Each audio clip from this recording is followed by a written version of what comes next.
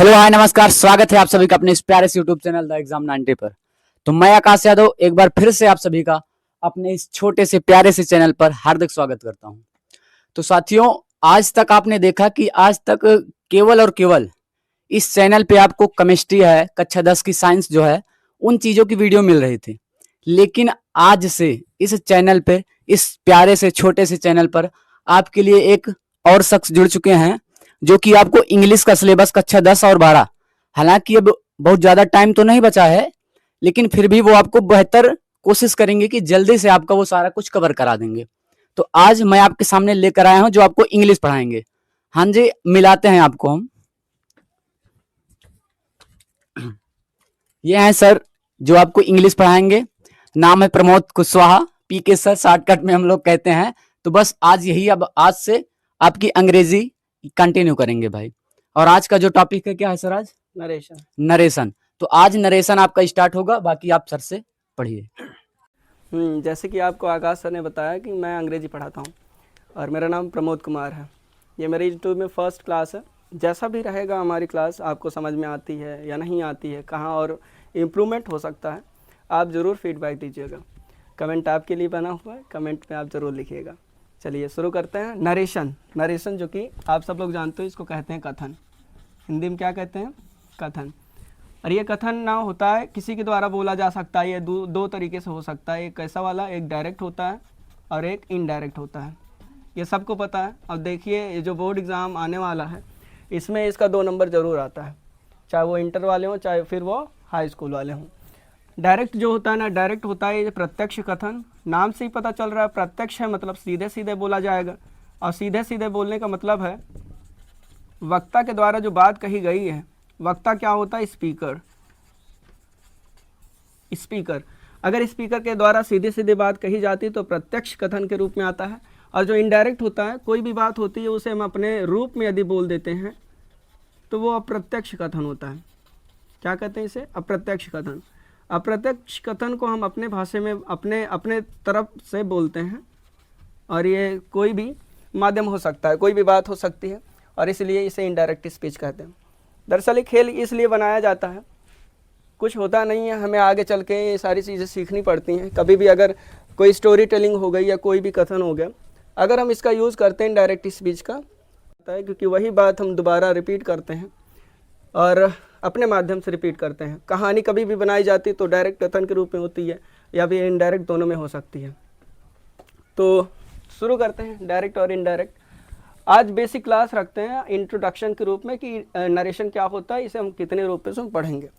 हमारा जो main focus है कि आपको बस 2 नंबर इससे जो आते हैं, 2 नंबर वो कंप्लीट हो रहे हैं और ज़्यादा टाइम ना लगे। अभी तक हमने सीखा कि नरेशन क्या होते हैं, नरेशन कितने प्रकार के होते हैं। आइए अब आपको बताते हैं इनडायरेक्ट में बदलने के लिए प्रमुख नियम कौन से हैं, मुख्य नियम कौन कौन से। तो इनडायरेक्ट में बदलने के लिए मुख्य नियम ये 3 होते हैं। कौन कौन से? टेंस में परिवर्तन, पर्सन में परिवर्तन, और एक है समय तथा निकटता सूचक शब्दों में परिवर्तन।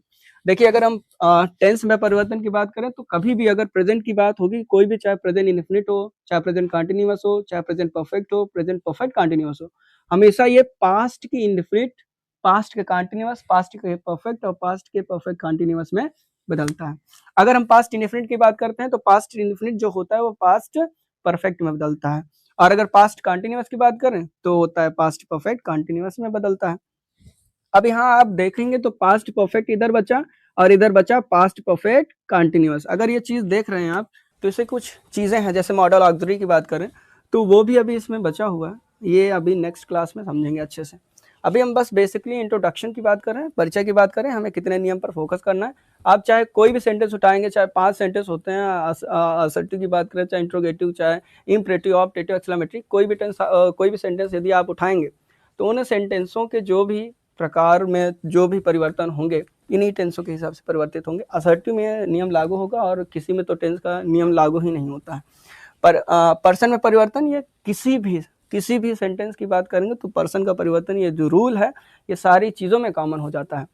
अच्छा, पर्सन बदलते किस नियम से हैं? तो ये फॉर्मूला एक बनाया गया है, सन बटा 123। कुछ लोग इसे ऐसे भी पढ़ते हैं, कुछ लोग ऐसे भी कहते हैं, सन मीन्स बेटा, और 123 रुपया लेकर फरार हो गया। अब फिलहाल बात करते हैं सन। एस का मतलब क्या होता है? एस का मतलब होता है सब्जेक्ट। ओ का मतलब क्या होता है? ओ का मतलब होता है ऑब्जेक्ट। और एन का मतलब क्या होता है, एन का मतलब होता है नो चेंज। अब बात करते हैं 1 2 3, इसका मतलब क्या होता है। 1 2 3 की बात करें तो मेरे भाई 1 2 का मतलब होता है फर्स्ट पर्सन, और फर्स्ट पर्सन में कितनी चीज़ें होती हैं, आई और वी। और जो सेकंड पर्सन होता है, सेकंड पर्सन होता है देखिए यू होता है। और थर्ड पर्सन जो होता है वो थर्ड पर्सन में होता है ही सी इट और दे। अब बात करते हैं परिवर्तन की। तो देखिए फर्स्ट पर्सन जो होता है वो हमेशा किसके अनुसार बदलता है, सब्जेक्ट के अनुसार। यहाँ पर देखिए फॉर्मूले से ही सीखिए, फर्स्ट पर्सन किसके अनुसार, सब्जेक्ट के अनुसार। सेकंड पर्सन किसके अनुसार, ऑब्जेक्ट के अनुसार, जो कि यहाँ भी लिखा हुआ है। सेकंड पर्सन किसके अनुसार, ऑब्जेक्ट के अनुसार। थर्ड पर्सन क्या होता है बेटा, थर्ड पर्सन नो चेंज। ये देखो थर्ड पर्सन लिखा है ना, थर्ड पर्सन नो चेंज। तो अर्थात ही सी इट दे कोई भी आएगा तो इसको हम नहीं बदलेंगे। तीसरा जो नियम है समय तथा निकटता सूचक शब्दों में परिवर्तन।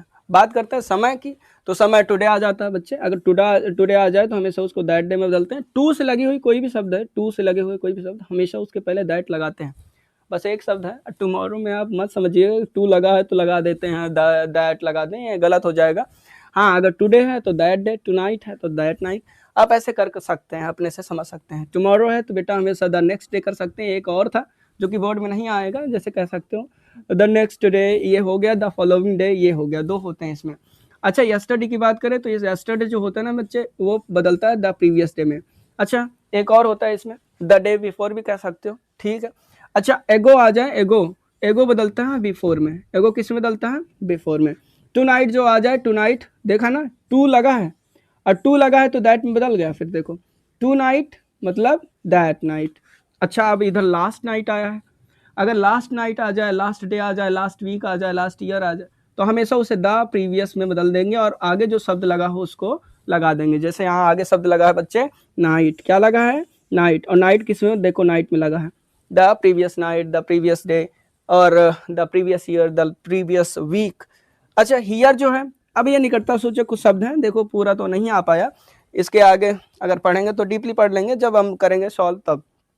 हियर आएगा तो हमेशा देयर में बदलेंगे, दिस आएगा तो दैट में, दीज आएगा तो दोज में। ऐसे बहुत सारे शब्द हैं, इन शब्दों का हम आगे अच्छे से पढ़ाई करेंगे। करते हैं कि आपको क्लास अच्छी लगी होगी। इसके बारे में जो भी आपको जो भी टिप्पणी करनी हो, कमेंट करना हो, आप कमेंट खुला है हमेशा कर सकते हैं।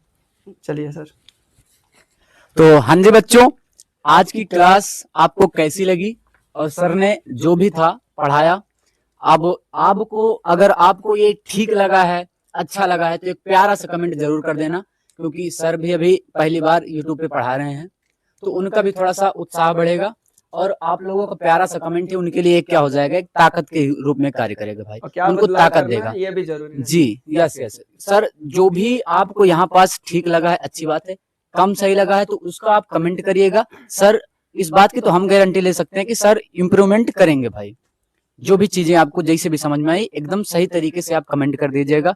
और हाँ आज के लिए इतना ही काफी है। कल जो है आपका इसमें की जो चीजें हैं आपकी, सर ने बताया कि पर्सन है, पर्सन अर्थात केसेस जो भी हैं सारे कुछ अब जो भी है आपका कल मिल जाएगा आपको।